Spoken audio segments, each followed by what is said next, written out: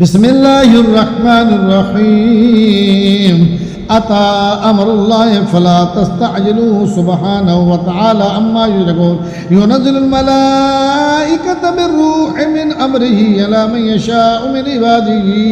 أن أنذروا أنه لا إله إلا أنا فاتقون خلق السماوات والأرض بالحق تعالى عما يشركون خلق الإنسان من نطفة فإذا هو خصيم مبين والأنعام خلقها لكم فيها دفع ومنافع ومنها تأكلون ولكم فيها جمال حين تريحون وحين تسرحون وتحمل أثقالكم إلى بلد لم تكونوا بالغي إلا بشق الأنفس إن ربكم لرؤوف رحيم والخيل والبغال والحمير تركبوها وزينة ويخلق ما لا تعلمون وعلى الله قصد السبيل ومنها جائر ولو شاء لهداكم أجمعين هو الذي ينزل من السماء ماء لكم منه شراب ومنه شجر فيه تسيمون ينبت لكم به الزرع والزيتون والنخيل والأعناب ومن كل الثمرات إن في ذلك لآية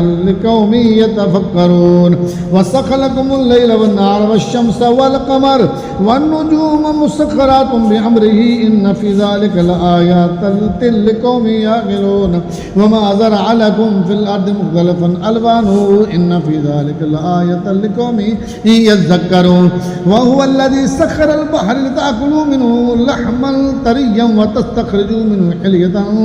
تلبسونها وترى الفلك في مواخر فيه ولتبتغوا من فضله ولعلكم تشكرون وألقى في الأرض رواسي أن تميد بكم وأنهارا وسبلا لعلكم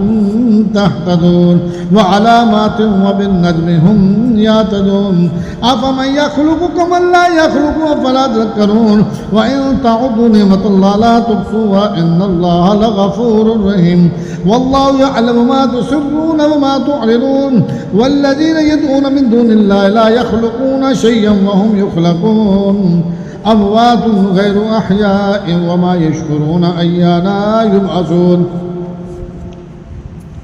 إلهكم إله واحد فالذين لا يؤمنون بالآخرة قلوبهم منكرة وهم مستكبرون لا جرم أن الله يعلم ما يسرون وما يعلنون إنه لا يحب المستكبرين وإذا قيل لهم ماذا أنزل ربكم قالوا أساطير الأولين ليحملوا أوزارهم كاملة يوم القيامة ومن أوزار الذين يضلونهم بغير علم ألا ساء ما يزرون قد مكر الذين من قبلهم فأتى الله بنيانهم من القواعد فخر عليهم السقف من فوقهم وأتاهم العذاب من حيث لا يشعرون ثم يوم القيامة يخزيهم ويقول أين شركائي الذين كنتم تشاقون فيهم قال الذين أوتوا العلم إن الخزي اليوم والسوء على الكافرين الذين تتوفاهم الملائكة ظالمي أنفسهم فألقوا السلام ما كنا نعمل من سوء بلى إن الله عليم بما كنتم تعملون فادخلوا أبواب جهنم خالدين فيها فلبئس مثوى المتكبرين وقيل للذين اتقوا ماذا أنزل ربكم قالوا خيرا للذين أحسنوا في هذه الدنيا حسنة ولدار الآخرة خير ولنعم دار المتقين جنات عدن يدخلونها تجري من تحتها الأنهار لهم فيها ما يشاءون كذلك يجزي الله المتقين الذين تتوفاهم الملائكة طيبين يقولون سلام عليكم ادخلوا الجنة بما كنتم تعملون هل ينظرون إلا أن تأتيهم الملائكة أو يأتي أمر ربك كذلك فعل الذين من قبلهم وما ظلمهم الله ولكن كانوا أنفسهم يظلمون فأصابهم سيئات ما عملوا وحاق بهم ما كانوا به يستهزئون وقال الذين أشركوا لو شاء الله ما عبدنا من دونه من شيء نحن ولا آباؤنا ولا حرمنا من دونه من شيء كذلك فعل الذين من قبلهم فهل على الرسل إلا البلاغ المبين ولقد بعثنا في كل أمة رسولا أن اعبدوا الله واجتنبوا الطاغوت فمنهم من هدى الله ومنهم من حقت عليه الضلالة فسيروا في الأرض فانظروا كيف كان عاقبة المكذبين إن تحرص على هداهم فإن الله لا يهدي من يضل وما لهم من ناصرين وأقسموا بالله جهد أيمانهم لا يبعث الله من يموت بلا وعدا عليه حق ولكن أكثر الناس لا يعلمون ليبين لهم الذي يختلفون فيه وليعلم الذين كفروا أنهم كانوا كاذبين إنما قولنا لشيء إذا أردنا أن نقول له كن فيكون والذين حاجروا في الله من بعد ما ظلموا لنبوئنهم في الدنيا حسنة ولأجر الآخرة أكبر لو كانوا يعلمون الذين صبروا على ربهم يتوكلون وما أرسلنا من قبلك إلا رجالا نوحي إليهم فاسألوا أهل الذكر إن كنتم لا تعلمون بالبينات والزبور وأنزلنا إليك الذكر لتبين للناس ما نزل إليهم ولعلهم يتفكرون أفأمن الذين مكروا السيئات أن يكسف الله بهم الأرض أو يأتيهم العذاب بغتة لا يشعرون أو يأخذهم في تقلبهم فما هم بمعجزين أو يأخذهم على تخفف فإن ربكم لرؤوف رحيم أولم يروا إلى ما خلق الله من شيء يتفيأ ظلاله عن اليمين والشمائل سجدا لله وهم داخرون ولله يسجد ما في السماوات وما في الأرض من دابة والملائكة وهم لا يستكبرون يخافون ربهم من فوقهم ويفعلون ما يؤمرون.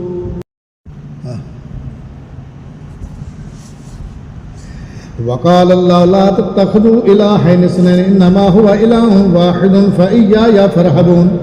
ولو ما في السماوات والأرض وله الدين واصبا أفغير الله تتقون وما بكم من نعمة فمن الله ثم إذا مسكم الضر فإليه تجأرون ثم إذا كشف الضر عنكم إذا فريق منكم بربهم يشركون ليكفروا بما آتيناهم فتمتعوا فسوف تعلمون ويجعلون لما لا يعلمون نصيبا مما رزقناهم تالله لتسألن عما كنتم تمترون تالله لتسألن عما كنتم تفترون ويجعلون لله البنات سبحانه ولهم ما يشتهون وإذا بشر أحدهم بالأنثى ظل وجهه مسودا وهو كظيم يتوارى من القوم من سوء ما بشر به أيمسكه على هون أم يدسه في التراب ألا ساء ما يحكمون للذين لا يؤمنون بالآخرة مثل السوء ولله المثل الأعلى وهو العزيز الحكيم ولو يؤاخذ الله الناس بظلمهم ما ترك علي من دابة ولكن يؤخرهم إلى أجل مسمى فإذا جاء أجلهم لا يستأخرون ساعة ولا يستقدمون ويجعلون إلا ما يكرهون فتصب ألسنتهم الكذب أن لهم الحسنى لا جرم أن لهم النار وأنهم مفرطون تالله لقد أرسلنا إلى من قبلك فزينهم الشيطان أعمالهم فهو وليهم اليوم ولهم عذاب أليم وما أنزلنا عليك الكتاب إلا لتبين لهم الذي اختلفوا فيه وهدى ورحمة لقوم يؤمنون والله أنزل من السماء ماء فأحيا به الأرض بعد موتها إن في ذلك لآية لقوم يسمعون وإن لكم في الأنعام لعبرة نسقيكم مما في بطونه من بين فرث ودم لبنا خالدا سائغا للشاربين ومن ثمرات النخيل والأعناب تتخذون منه سكرا ورزقا حسنا إن في ذلك لآية لقوم يعقلون وأوحى ربك إلى النحل أن اتخذي من الجبال بيوتا ومن الشجر مما يعرجون ثم كلي من كل الثمرات فاسلكي سبل ربك ذللا يخرج من بطونها شراب مختلف ألوانه فيه شفاء للناس إن في ذلك لآية لقوم يتفكرون والله خلقكم ثم يتوفاكم ومنكم من يرد إلى أرض العمر لكي لا يعلم بعد علم شيئا إن الله عليم قدير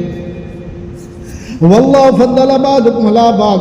على بعض في الرزق فما الذين فضلوا براد رزقهم على ما ملكت أيمانهم فهم فيه سواء أفبنعمة الله يجحدون والله جعل لكم من أنفسكم أزواجا وجعل لكم من أزواجكم بنين وحفظة ورزقكم من الطيبات أفبالباطل يؤمنون وبنعمة الله هم يكفرون ويعبدون من دون الله ما لا يملك لهم رزقا من السماوات والأرض شيئا ولا يستطيعون فلا تضربوا لله الأمثال إن الله يعلم وأنتم لا تعلمون ضرب الله مثلا عبدا مملوكا لا يقدر على شيء ومن رزقناه منا رزقا حسنا فهو ينفق منه سرا وجهرا هل يستوون الحمد لله بل أكثرهم لا يعلمون وضرب الله مثلا رجلين أحدهما أبكم لا يقدر على شيء وهو قل لا مولاه إنما يوجه لا يأتي بخير هل يستوي هو ومن يأمر بالعدل وهو على صراط مستقيم ولله غيب السماوات والأرض وما أمر الساعة إلا كلمح البصر أو أقرب إن الله على كل شيء قدير والله أخرجكم من بطون أمهاتكم لا تعلمون شيئا وجعل لكم السمع والأبصار والأفئدة لعلكم تشكرون ألم يروا إلى الطير مسخرات في جبد السماء ما يمسكهن إلا الله إن في ذلك لآيات لقوم يؤمنون والله جعل لكم من بيوتكم سكنا وجعل لكم من جلود الأنعام بيوتا تستخفونها يوم زعنكم ويوم إقامتكم ومن أصفافها وأوبارها وأشعارها أساسا ومتاعا إلى حين والله جعل لكم مما خلق ظلالا وجعل لكم من الجبال أكنانا وجعل لكم سرابيل تقيكم الحر وسرابيل تقيكم بأسكم كذلك يتم نعمته عليكم لعلكم تسلمون فإن تولوا فإنما عليك البلاغ المبين يعرفون نعمة الله ثم ينكرونها وأكثرهم الكافرون ويوم نبعث من كل أمة شهيدا ثم لا يؤذن للذين كفروا ولا هم يستعتبون وإذا رأى الذين ظلموا العذاب فلا يخفف عنهم ولا هم ينذرون وإذا رأى الذين أشركوا شركاءهم قالوا ربنا هؤلاء شركاؤنا الذين كنا ندعو من دونك فألقوا إليهم القول إنكم لكاذبون فألقوا إلى الله يومئذ السلم وضل عنهم ما كانوا يفترون الذين كفروا وصدوا عن سبيل الله وزدناهم عذابا فوق العذاب بما كانوا يفسدون ويوم نبعث في كل أمة شهيدا عليهم من أنفسهم وجئنا بك شهيدا على هؤلاء ونزلنا عليك الكتاب تبيانا لكل شيء وهدى ورحمة وبشرى للمسلمين إن الله يأمر بالعدل والإحسان وإيتاء ذي القربى وينهى عن الفحشاء والمنكر والبغي يعظكم لعلكم تذكرون وأوفوا بعهد الله إذا عاهدتم ولا تنقضوا الأيمان بعد توكيدها وقد جعلتم الله عليكم كفيلا إن الله يعلم ما تفعلون ولا تكونوا كالتي نقضت غزلها من بعد قوة أنكاسا تتخذون أيمانكم دخلا بينكم أن تكون أمة هي أربع من أمة إنما يبلوكم الله به وليبينن لكم يوم القيامة ما كنتم فيه تختلفون ولو شاء الله لجعلكم أمة واحدة ولكن يضل من يشاء ويهدي من يشاء ولتسألن ما كنتم تعملون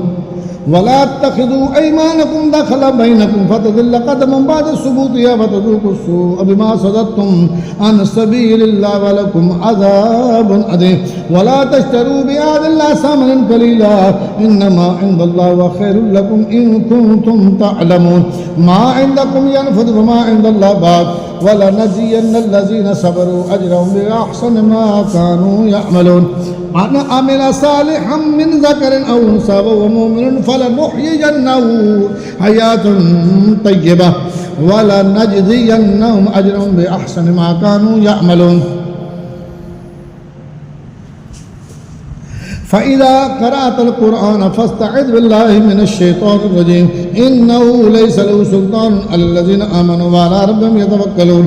إنما سلطانه على الذين يتولونه والذين هم به مشركون وإذا بدلنا آية مكان آية والله أعلم ما ينزله قالوا إنما أنت مفتر بل أكثرهم لا يعلمون قل نزل روح القدس من ربك بالحق ليثبت الذين آمنوا وهدى وبشرى للمسلمين ولقد نعلم أنهم يقولون إنما يعلمه بشر لسان الذي يلحدون إليه أعجمي وهذا لسان عربي مبين إن الذين لا يؤمنون بآيات الله لا يأتيهم العذاب بل هم عذاب أليم لا يهديهم الله ولهم عذاب أليم إنما يفتري الكذب الذين لا يؤمنون بآيات الله وأولئك هم الكاذبون من كفر بالله من بعد إيمانه إلا من أكره وقلبه مطمئن بالإيمان ولكن من شرح بالكفر صدرا فعليهم غضب من الله ولهم عذاب أليم ذلك بأنه مستحب الحياة الدنيا للآخرة وأن الله لا يهدي القوم الكافرين أولئك الذين تبع الله على قلوبهم وسمعهم وأبصارهم وأولئك هم الغافلون لا جرم أنهم في الآخرة هم الخاسرون ثم إن ربك للذين هاجروا من بعد ما فتنوا ثم جاهدوا وصبروا إن ربك من بعدها لغفور رحيم يوم تأتي كل نفس تجادل عن نفسها فتوفى كل نفس ما عملت وهم لا يظلمون وضرب الله مثلا قرية كانت آمنة مطمئنة يأتيها رزقها رغدا من كل مكان فكفرت بأنعم الله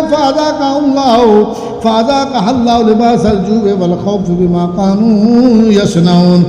ولقد جاءهم رسول منهم فكذبوه فأخذهم العذاب وهم ظالمون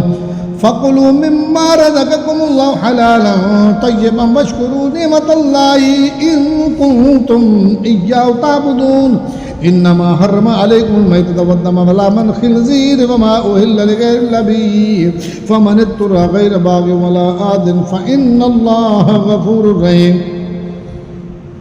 ولا تقولوا لما تصف ألسنتكم الكذب هذا حلال وهذا حرام لتفتروا الله الكذب إن الذين يفترون الله الكذب لا يفلحون متاع قليل ولهم عذاب عليم وعلى الذين هادوا حرمنا ما قصصنا عليك من قبل وما ظلمناهم ولكن كانوا أنفسهم يظلمون ثم إن ربك للذين عملوا السوء بجهالة ثم تابوا من بعد ذلك فاصلحوا إن ربك من بعدها لغفور رحيم إن إبراهيم كان أمة قانتا لله حنيفا ولم يكن من المشركين شاكرا لأنعمه اجتباه وهداه إلى صراط مستقيم وآتينا في الدنيا حسنة وإنه في الآخرة لمن الصالحين ثم أوحينا إليك أن اتبع ملة إبراهيم حنيفا وما كان من المشركين إنما جعل السبت على الذين اختلفوا فيه وإن ربك لا يحكم بينهم يوم القيامة فيما كانوا فيه يختلفون ادعوا إلى سبيل ربك بالحكمة والموعظة الحسنة وجادلهم بالتي هي أحسن إن ربك هو أعلم بمن ضل عن سبيله وهو أعلم بالمهتدين وإن عاقبتم فعاقبوا بمثل ما عوقبتم به ولئن صبرتم لهو خير للصابرين واصبر وما صبرك إلا بالله ولا تحزن عليهم ولا تك في ضيق مما يمكرون إن الله مع الذين اتقوا والذين هم محسنون.